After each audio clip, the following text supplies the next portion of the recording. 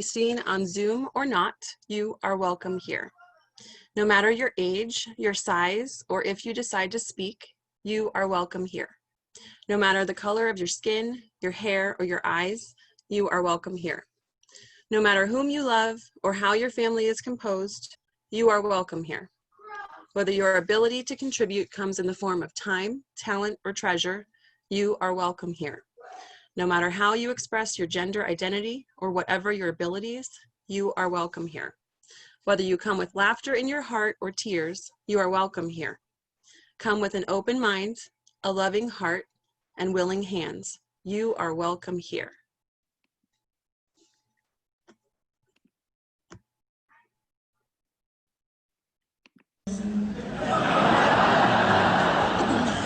I'll just sing the song.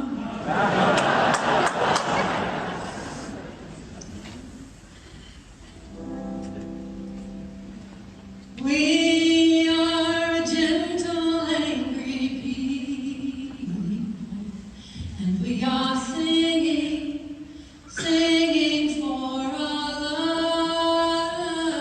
lives. We are gentle, angry people, and we are singing, singing for our lives. We are a land of many colors. We are a land of many colors, and we are singing, singing for our lives.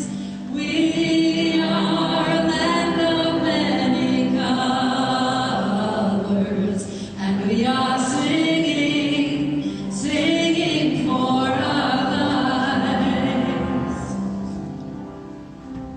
When we first sang this song, there were a lot of people standing out in the street who had never said out loud about themselves that they were gay or lesbian. And they sang those words, and the song took off, and allies began to sing the song, so the words got changed to "We are gay and straight together." And then it made its way into the Unitarian hymnal. And it started being sung in languages all over the world, people filling in whatever verse they wanted and spoke to what they wanted to say.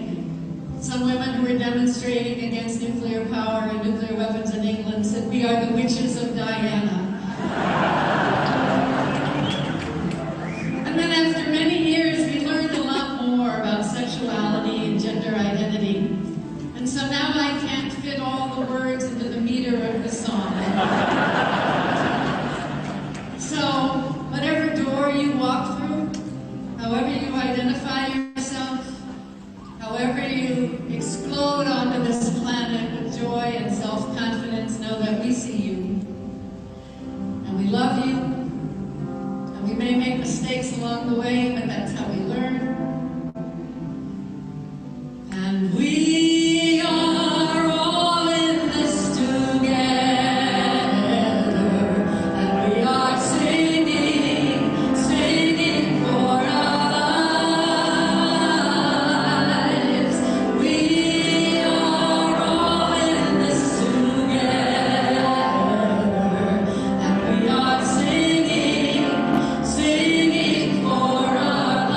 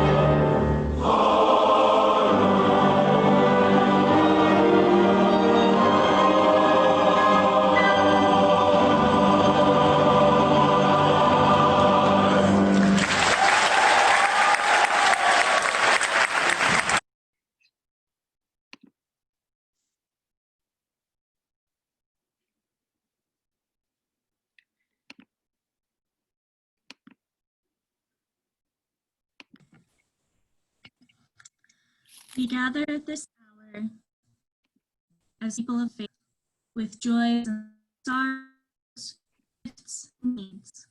We light this line of our quest for truth and meaning, celebration, the life we share together. May we shine love, may we shine a light of love. With every thought, with every step we take, may we shine a light of love. May we shine a light of hope. May we shine a light of hope. Every thought, with every step we take, may we shine a light of hope. And through a happy miscommunication this week, I do not have the time for all ages today, but Rev Wendy does, and she's gonna share it with you now.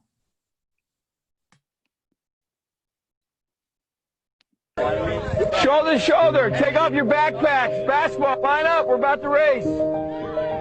Hey, we are racing for a $100 bill. The winner of this race will take this, a $100 bill. Before I say go, I'm gonna make a couple statements. If those statements apply to you, I want you to take 2 steps forward. If those statements don't apply to you, I want you to stay right where you're at. Take 2 steps forward if both of your parents are still married. Take 2 steps forward if you grew up with a father figure in the home. Take 2 steps forward if you had access to a private education. Take 2 steps forward if you had access to a free tutor growing up. Take 2 steps forward if you've never had to worry about your cell phone being shut off. Take 2 steps forward if you've never had to help mom or dad with the bills. Take 2 steps forward if it wasn't because of your athletic ability, you don't have to pay for college. Take 2 steps forward if you never wondered where your next meal was going to come from. I want you guys up here in the front just to turn around and look. Every statement I've made has nothing to do with anything any of you have done. Has nothing to do with decisions you've made. Everything I have said has nothing to do with what you've done. We all know these people up here have a better opportunity to win this $100. Does that mean these people back here can't race? No. We would be foolish to not realize we've been given more opportunity. We don't want to recognize that we've been given a head start. But the reality is we have. Now, there's no excuse. They still got to run their race. You still got to run your race. But whoever wins this $100, I think it'd be extremely foolish of you not to utilize that and learn more about somebody else's story. Because the reality is, if this was a fair race and everybody was back on that line, I guarantee you some of these black dudes would smoke all of you. And it's only because you have this big of a head start that you're possibly going to win this race called life. That is a picture of life, ladies and gentlemen. Nothing you've done has put you in the lead that you're in right now. When I say go, on your mark, get set, go!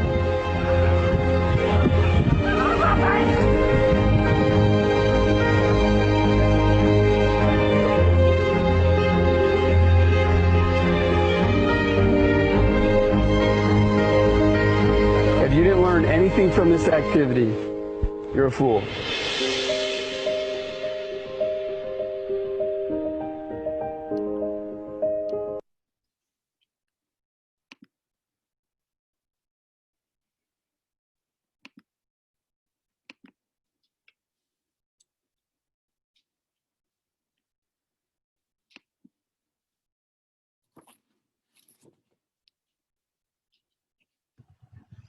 Not me. Is she coming? Is she going to do our centering words?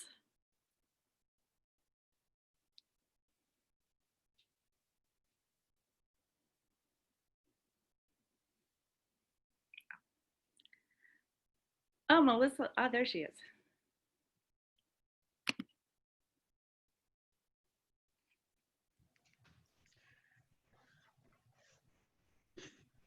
Can everybody hear me? Sorry about that, technical difficulties. The centering words I'm going to read today, can you guys all hear me okay? Okay, centering words I'm going to read today are by Alice Walker. She has been an activist all of her adult life and believes that learning to extend the range of our compassion is activity and work available to all. She is a staunch defender not only of human rights, but the rights of all living beings. She's one of the world's most prolific writers. It's called, the poem I'm going to read is called January 15th, 1929 is a Sacred Date.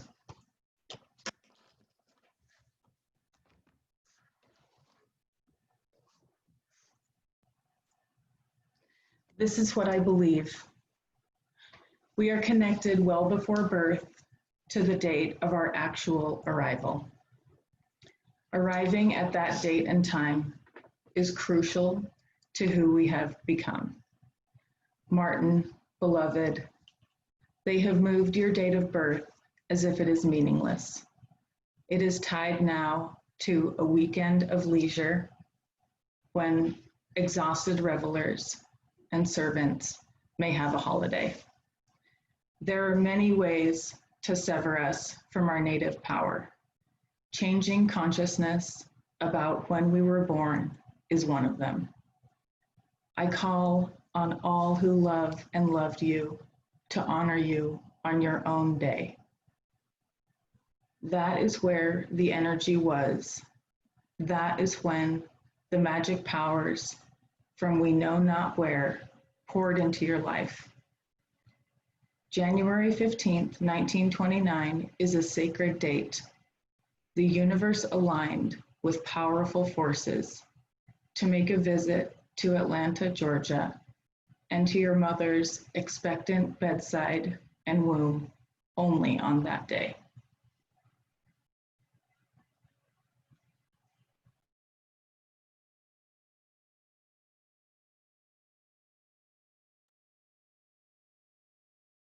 We who believe in freedom cannot rest. We who believe in freedom cannot rest until it comes. We who believe in freedom cannot rest. Oh, how can you rest? We who believe in freedom cannot rest until it comes. Until the killing of black men, black mother, sons is as important as the killing of white men, white mother, sons. We who believe in freedom cannot rest. Oh, how can you rest? We who believe in freedom cannot rest until it comes. The older I get, the better I know that the secret to my going on is when the reins are in the hands of the young, dare to run against the storm. Not needing to clutch for power, not needing for the light just to shine on me.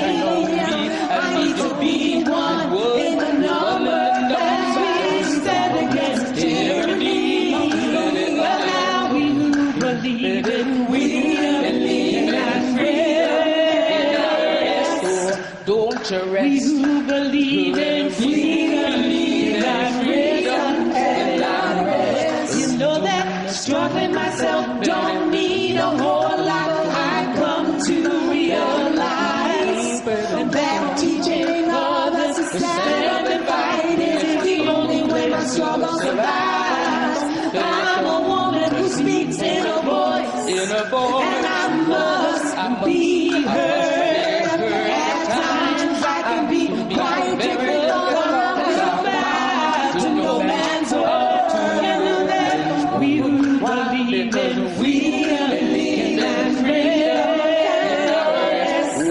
Don't you And we rest. who believe in freedom need that raise some hand. One more time now, we who believe in freedom need that raise. I believe, I believe, I believe, I believe. Do you believe? Do you believe? Believe in freedom.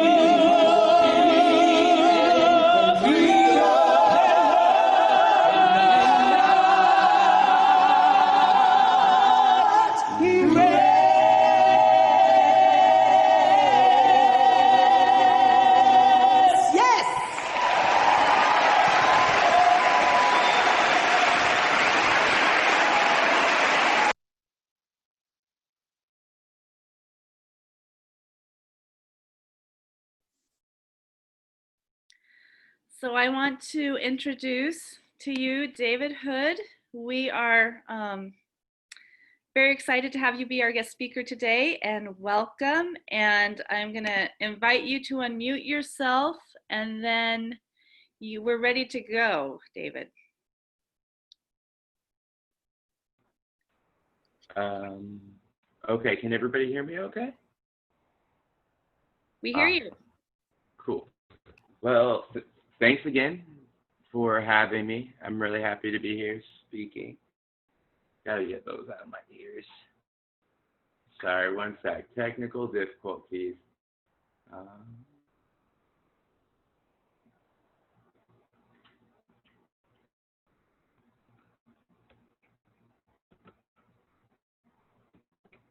Okay. Sorry, I can't hear you, but I hope y'all can hear me. Awesome. So, I was asked to speak about myself and my experiences today. I titled my sermon "Stories and Anecdotes from a Black Mixed Race Genderqueer." That's how I identify, so I guess I can get started on breaking that down. I'm a Black person. I'm a Black person because my father is a descendant of victims of the Atlantic slave trade. His descendants are all from Africa. We have black skin, dark skin, and tight curly hair, and that's what makes us Black. I'm a mixed race because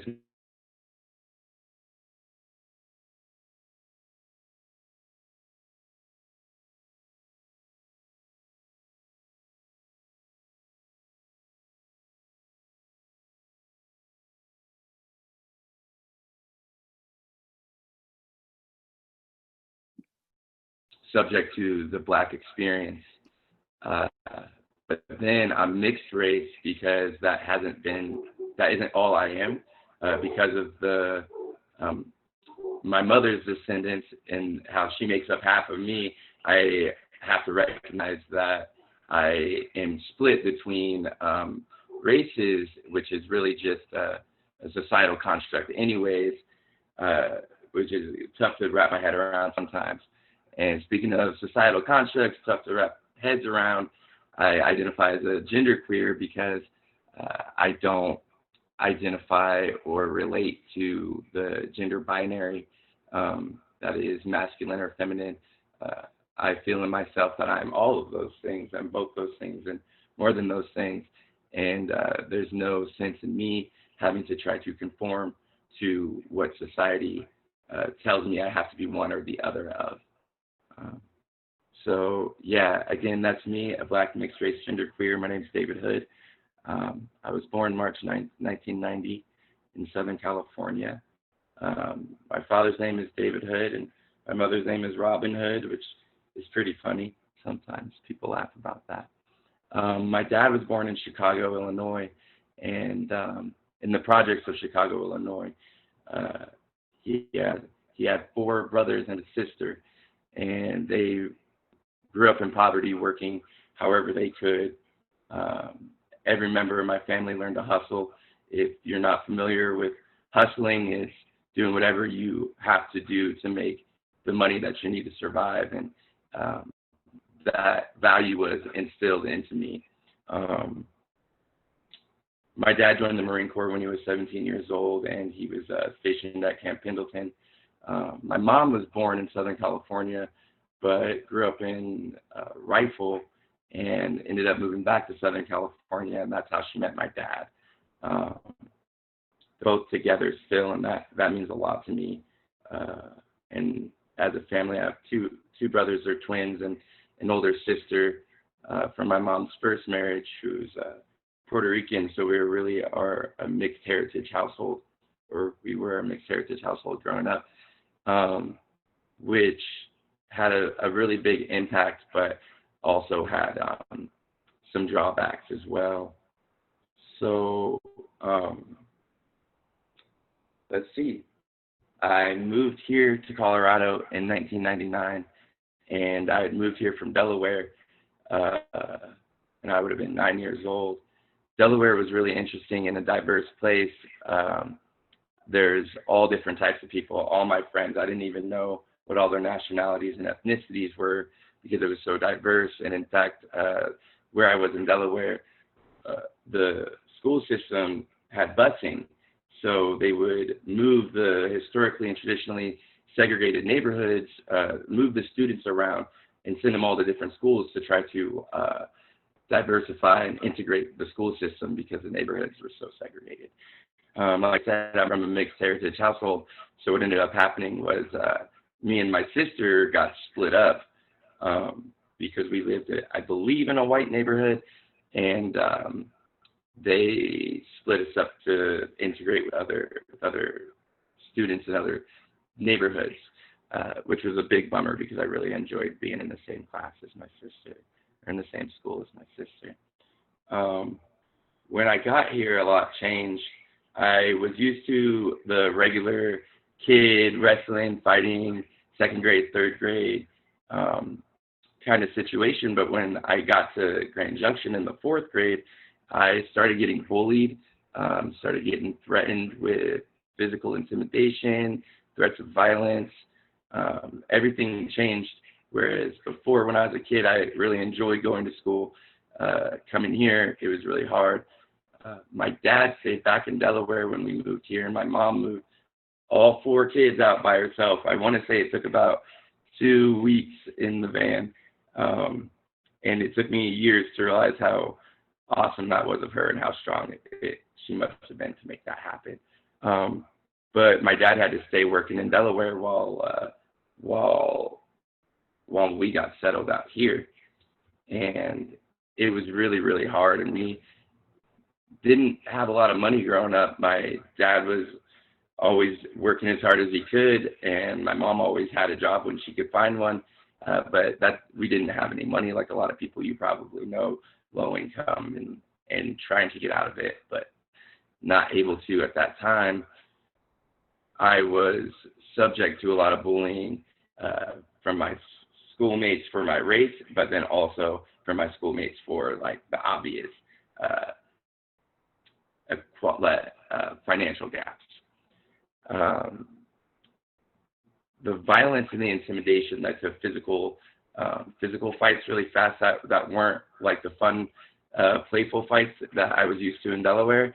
And my first month in Grand Junction, I actually had to have my first interaction with a police officer.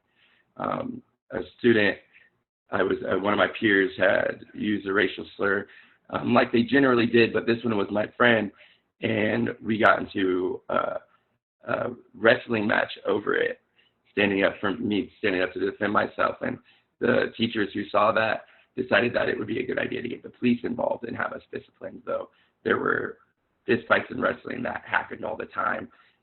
Police I never had seen ever. Besides my dad being pulled over, I'd never even seen a cop. So it was really interesting, but mostly it was really traumatic and terrifying to be pulled in by a cop into a room alone and told that I had broken the law and that I could be getting into a lot of trouble for it. And that was just the beginning. For the rest of the time that I lived, the rest of my childhood in Grand Junction, I would run into some kind of issue where I would be targeted by a teacher or a neighbor, some good citizen, and they would call the cops on me or get the cops, accuse me of doing something and have the cops involved where I have to be questioned and prove my innocence. That was a pretty regular occurrence. Even when I had done stuff that was wrong, which as kids we all do, it was obvious that if there was a group of us that were getting into trouble, I would be the one that got told on. And normally nobody else was mentioned. Some really difficult bullying that happened and stuff that still comes on to me, that still happens today, is with my hair because it's different. I guess I should have mentioned earlier that it was regularly told to me by my peers that I was the only Black person or the first Black person that they had ever met, which always made me pretty sad for them, because I had met so many awesome all different types of people in my life, a lot of them being Black, a lot of my family members who were Black, that were just great, and I was happy to know. So I was sad for the people who felt like they needed to tell me that they hadn't met any other Black people before instead of just meeting me. But then once they got comfortable, that's when they would start throwing stuff in my hair, just picking on me because of my hair, touching my hair, which actually messes up the style. I cared about the style of my hair, and a lot of the times it would get touched and messed up, and nobody would care, and I would complain to the teachers. I would complain to my mom, and she didn't even quite understand how sensitive it was and how different I felt because of my hair, and how singled out I was by that bullying, and how I couldn't really figure out how to make it any better. That went on all the way through high school, and I was always trying to fit in, but I noticed as I tried to fit in, everyone else around me was trying to fit me into something else. I didn't feel like I had the agency to be who I wanted to be. I felt like I had to be what everybody expected me to be. And I felt like some of those expectations were definitely based on the way they saw me as a person, and the way they saw me as a person was through my race.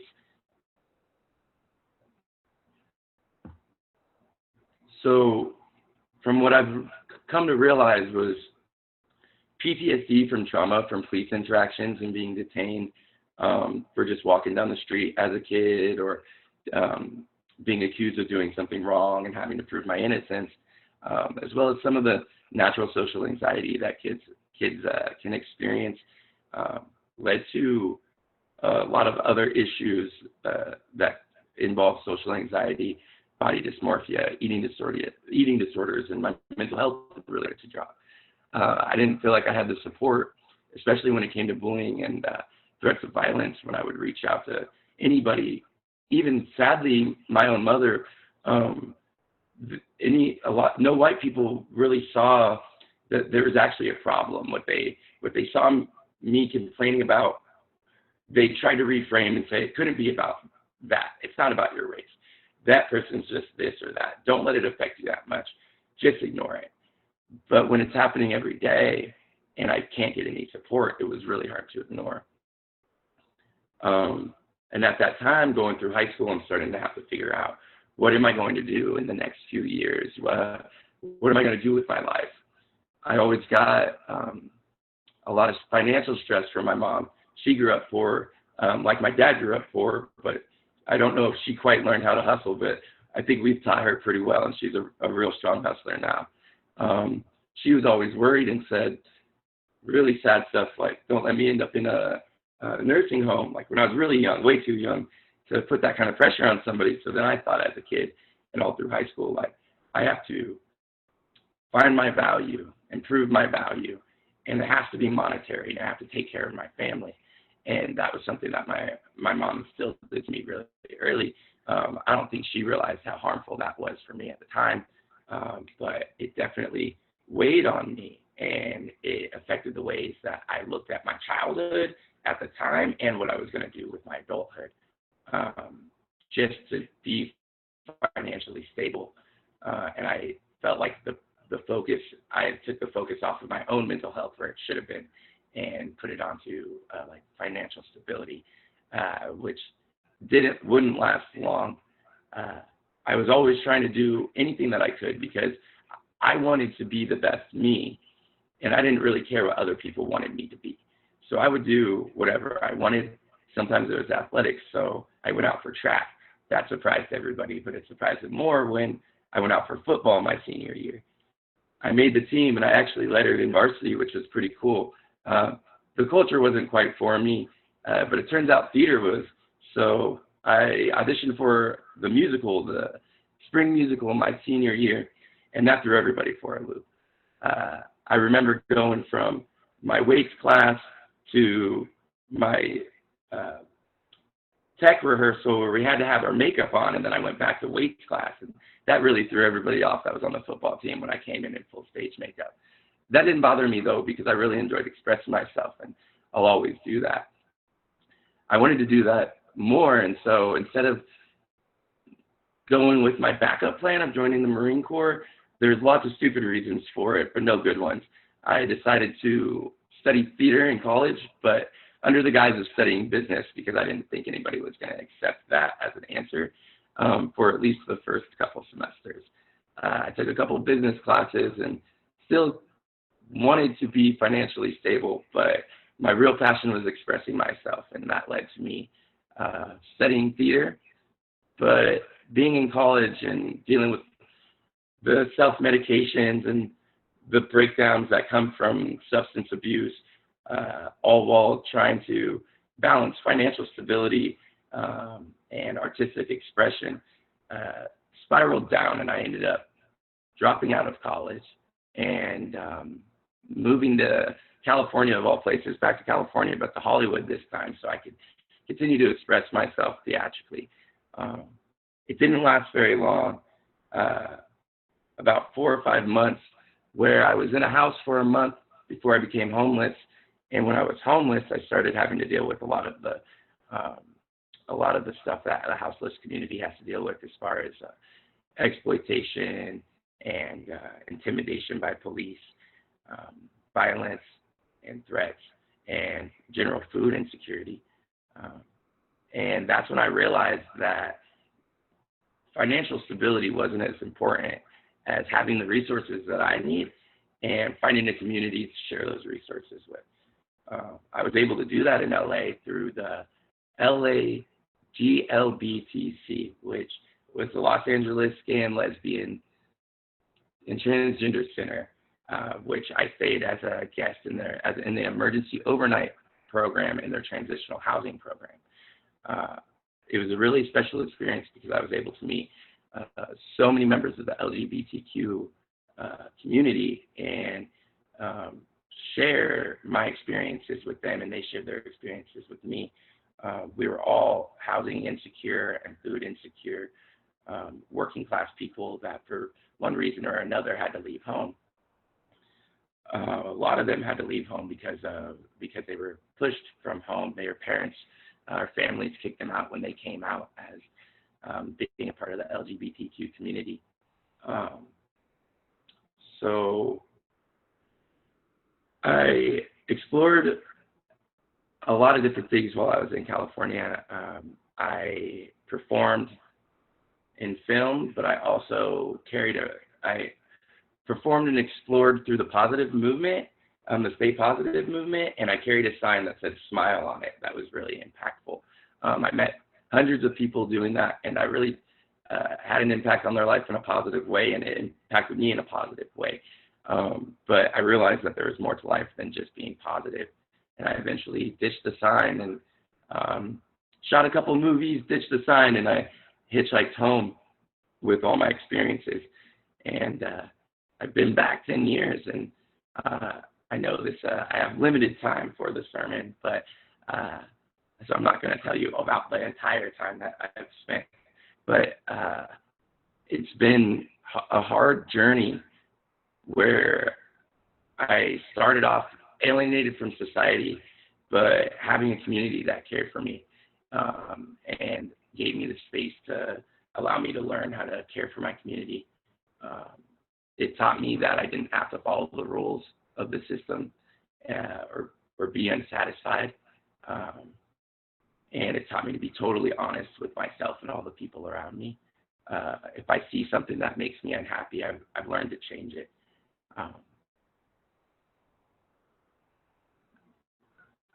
I've lost a lot of friends, and I've gained a lot of friends, and I've learned to reassess my value. As a Black person, it's hard because our value is generally determined for us, and we have to work hard to raise it, to elevate the value. But I learned that I have the power to determine my own value as a Black person, and that white people can't determine it for me.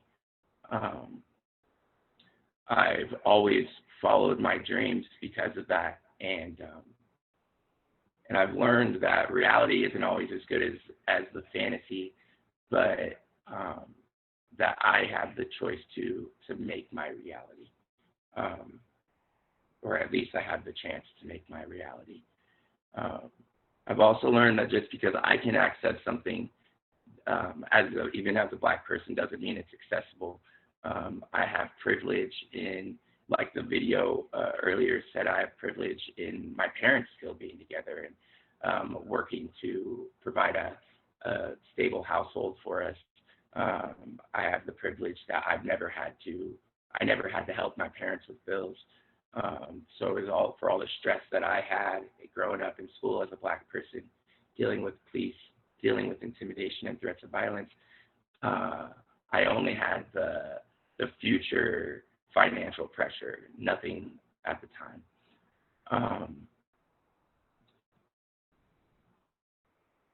People are exploited, and people of color are exploited at more detrimental rates and ways, and Black people have there's a historical tradition of exploiting Black people and Black labor in this system, and it comes from the colonialism that developed into the oppressive patriarchal capitalist society that we live in. And I think that if we can solve it, if we go out of our way to reverse the impacts that colonialism has had on the development of our worldview and how we see others. It's like in harm reduction, how we have to get rid of the stigma so that we can see the person and treat the person. We have to get rid of the stigma that colonialism has created so that we see everybody the same way that we see ourselves when we look in the mirror, the same way that we see our partners or our mother or our children. We need to see everybody the same way without the stigma of race or any other ways that we can identify or be defined. And that's how I feel like we can build as a community, build social equity, and have equality and justice. But it starts with decolonizing ourselves and going out of our way to reverse the impacts of colonialism. I hope y'all could hear me, and I didn't take too much time.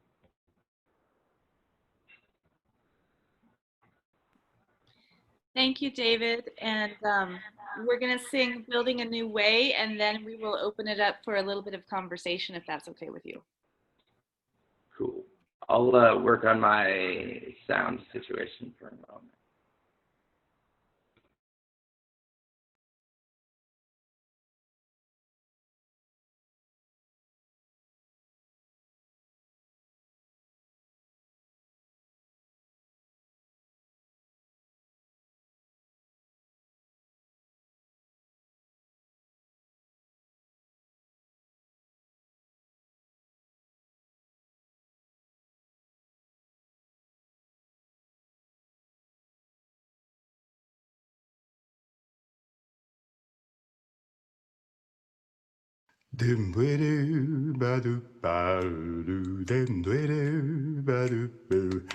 We are building a new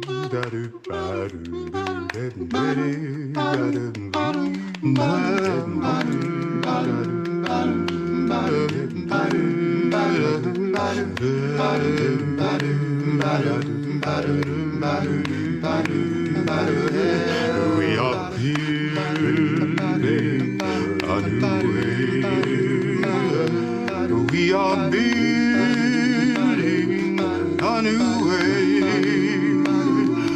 We are building a new way, feeling stronger every day. We are building a new way. We are working to be free. We are working to be free. We are working to be free. Hate and greed and jealousy. We are working to be free. We can feed our every need. We can feed our every need. We can feed our every need. Start with love, that is the seed. We can feed our every need.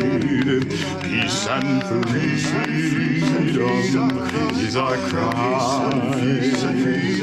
Peace and freedom is our cry. Peace and freedom is our cry. Without these, the world will die. Peace and freedom is our cry. We are building a new way. We are building a new way. We are building a new way, feeling stronger every day. We are building a new way. We are building a new way, feeling stronger every day. We are building a new way.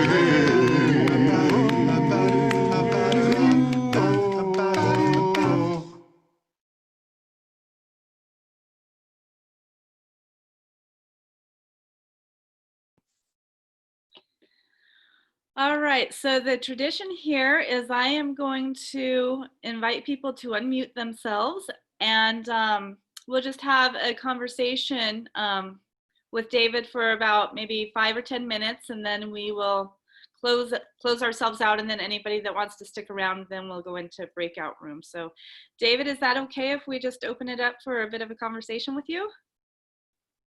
All right, so I'm going to allow everybody to unmute, and if you want to say something, unmute yourself. Otherwise, please stay muted, and that's how I'll know that you want to talk.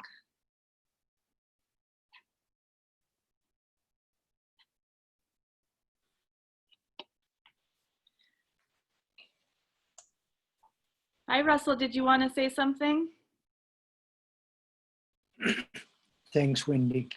I was in the school district for 30 years, and it hurts me to hear about David's experience in the school district, and I'm so sorry about that.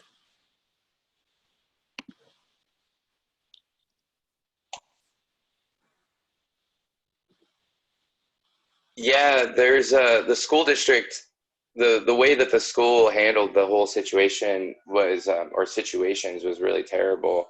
And I think a big part of it is getting them to get the police out of it, because that was really one of the first like traumatic experiences of my life, was having to deal with an issue, a regular issue that kids deal with, but with the police, and like threats of essentially jail. Like you're telling a kid you're going to take them to jail when you use the police to detain them. And so that's something that we're working to make sure is like does not continue to happen and gets changed as soon as possible. Elizabeth or Monty, did you want to say something? Well, I don't really have much to say. I just wanted to really thank David for that very touching story, and it was really amazing to hear, and thank you for being here and presenting that to us. And I'll second that, yes. Yeah, again, thank you for having me, and thank you for listening. I'm a bit of a storyteller, and I have a lot of stories. So that was really a light sprinkle of some of the stories that I could have to tell. So hopefully I could see you all around sometime and have the chance to share some more, because I really do enjoy it. Some of them get really excited. So. You know, David, one of the things that you told our clergy group when you spoke to us about a month ago was that you have a stack of business cards from all the police officers that have pulled you over in Grand Junction in the time you've been here. Yeah, actually, the stack of police cards came from a really short period of time. I lived on 5th and Belford, and I worked downtown. I worked at Pablo's Pizza and Marlowe's Lounge in the Spring Hill Suites. And I think it went into the time when I was working at Charlie Dwellington's too, but that's about when it stopped because I started getting rides home from work. So I wasn't pulled over driving. I was pulled over while I was walking. It was a regular occurrence, either while I was out enjoying myself recreationally, or when I was commuting to and from work. Police would often stop me. Sometimes it was even just right in front of my house. I even have been addressed by the police and threatened with detention and made to show my identity, prove my identity, and that I didn't have a warrant out for my arrest, which I've had warrants out for my arrest before in the past for different things, mainly in Colorado for like small amounts of cannabis pre-legalization. Yeah, I'd love to talk about that, but we don't have enough time to talk about that. But that would mean that I would have to go to jail. I could get arrested, and because I had to prove my identity just standing in front of my house or walking to and from work. Maybe I need to pay my ticket, and I need the money to pay that ticket, and I can't do that if I get stopped on my way to work and have to go to jail. It's really the way that the system works, and it's like that's what one of the ways that systemic racism continues to oppress mass amounts of people of color, especially in white communities all over, but anywhere, that broken window policing in their own communities as well. So yeah, the stack of police cards is the most upsetting because I got 99% of them on foot with no probable cause to pull me over. And only because I knew my rights did none of those end in an arrest or me getting having like an illegal search, which has happened to me once in Colorado, which led to a ticket and a fine and 3 days in county jail, and once in California, which led to me being illegally detained, handcuffed, and really embarrassed and vulnerable because I was homeless, and they pulled everything out of my backpack because they didn't believe that I had never been arrested before, which was the question they asked. Had I ever been arrested before? I said no.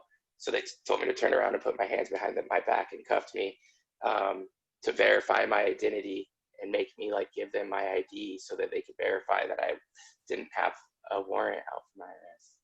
Which yeah, that was California, and that was one of the things that happened in LA, happened a lot, and ended up leading to me hitchhiking to San Francisco, where the treatment from police, at least in at the end of Haight Street, where I stayed in the Golden Gate Park area, was a lot better. But that was the same summer that the murder of the young man in Fruitvale Station by the BART police happened. So tension was high.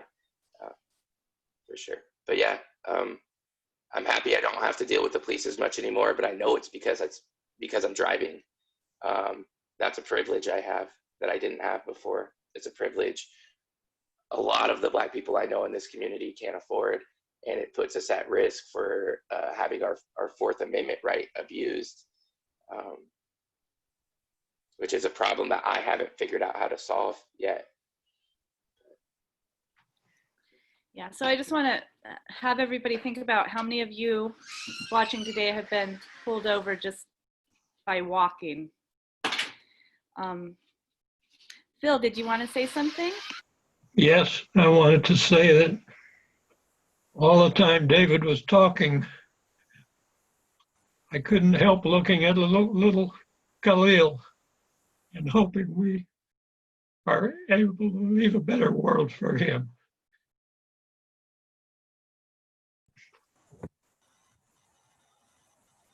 Yeah. Jeannie, did you want to say something? Yeah, I just, I'm really touched by these stories, and I've heard them so much, and I've experienced them slightly through having clients who are children who are 7 years old at school being handcuffed and taken out of a classroom by police in Hawaii. They just don't know anything else. And, you can see the trajectory of these children's lives very young, and it was very hard to watch it and feel helpless. I can't imagine actually experiencing it.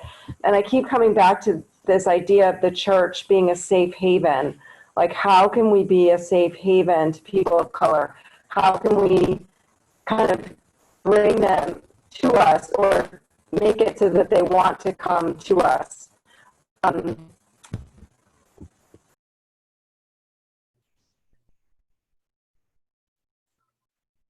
I'll stop there. Yeah, thanks. Patricia, did you want to say something? Yes, I wanted to thank David for his talk. Thank you, David. And I'm sorry you had to go through all those things. I'm not surprised in this community, or actually this country, but I wanted to thank you especially for talking about your troubles with emotional health and mental illness, because that's something that I have and we don't talk a lot about even in this community. I'd like to see us talk more about, and it's still very marginalized. Yeah, absolutely. There's a crisis of stigma surrounding mental health and mental health treatment in the Black community, especially with people with masculine male identifying members of the Black community, and it's something that we all there's grassroots movements. We all have to do what we can to destigmatize it and support and encourage each other to go out and get treatment. And yeah, it was something like, even for me growing up, it was stigmatized and joked about. And my little brothers, they're 7 years younger than me, so we're in a totally different generation. And I was really, really happy and actually probably encouraged and empowered to seek my own mental health treatment, watching my baby brother Colin go through everything that he did. And he saw it right on, like, he felt it when he was a kid and asked for help. And it was at a point where my parents had matured enough and like were understanding enough to be able to provide that for him. But he had to be smart enough to ask for it first, which was really, really amazing. And like, I don't know, my little brothers are really smart. So. Sorry. Yeah. No. Sorry. But no, that's all I was going to say to speak to that. But to speak to, I actually missed her name, mentioned before about a safe haven for people of color. I don't see a way that we can draw people to a place very easily without like really doing outreach. But something that I've noticed in our community, with its 1 or 2% supposedly of Black people, like I mentioned earlier, not a lot of us don't have vehicles. I do now, but I've spent most of my life without one and was on the streets walking. I bet if any of y'all took a 10 or 15-minute drive around your area, you might be able to find a person of color walking outside, or maybe just a person walking outside. It's hot. It won't take you that long to take them wherever they need to go. It'll take you a lot faster to do that than it'll take them walking. They might not have somewhere to go, and then that's where you can create a place for them to go. But there's a lot of communities have like resources and day centers. Not enough have enough of them, but just because they're there doesn't mean that the dark-skinned stranger walking down the street as you drive past knows where it's at. So even if you don't have time to give them a ride, like maybe give them some water and directions to a close nearby place for resources. It's that kind of work that I think is really easy that people forget that they can do right away. So I'm going to have Laurel, your hands up, and then Laurel will be the last word, and then we'll go ahead and sing ourselves out, and then we'll open up for some breakout rooms. And I apologize for my interruption a second ago. It was to a dog, not a child. And I'm sorry. I thank you, David, for bearing yourself in that way for us. And I want to remind us as a community that it's not the responsibility of people of color to teach us how to better advocate for them and support them. And so we're very lucky to have someone with these experiences willing to bear his experience and be vulnerable in that way, specifically for us, as a favor to us, to help us understand what's going on around us, and possibly what we can do differently in our lives. You know, this is, I love our community in being a group of such well-meaning people, but we don't always know how to take our intentions and live them. So I love that this gives us a beginning of ways to think about that. And David, if you have more suggestions for us, which you are under no responsibility to, but if you do, we want to know them. We want to know how to do better. I think, I can't speak for everyone, but I'm pretty sure. So please, in any way that you're willing to help this community continue to grow, we're ready for that. Awesome. Yeah, thank you. And I love our community, and I love what y'all are doing in an effort to uplift our community, and especially as it involves social justice. I do want to mention something that I haven't mentioned yet. I touched on my privilege a bit, but I'm sharing my experiences. You've probably heard the term, Black people aren't a monolith. There's no one Black experience. Because of the way that I was raised here and how I go out of my way to meet Black people and listen to them and hear their stories. I don't want to pass by the fact that my story, though it might make you feel sad or might sound pretty bad, it's really light. It's really, really mellow. I haven't had to deal with a fraction of the horrible stuff that a lot of my friends and other Black community members have dealt with. There's no reason to bring up any details, but I just want to make that clear. Like, this has been a really gentle Black experience for y'all. It is not always like that, and often it's really, really bad. And even in this community, the Black people that are in this community. So I know it's hard, but I think it should not be not said as well. But thank you again for having me. Thank you, David. Peg, would you be willing to sing us out? Why don't we go ahead and extinguish our chalice? We extinguish this flame, but not the warmth of community, something else, or the fire of commitment. These we cherish in our hearts until we are together again. Go your way in peace, wander as you may. Blessed is the path you take. May love guide you on your way. All right. Thank you, everybody. Thank you, David, Laurel, and Melissa for putting together this beautiful service today.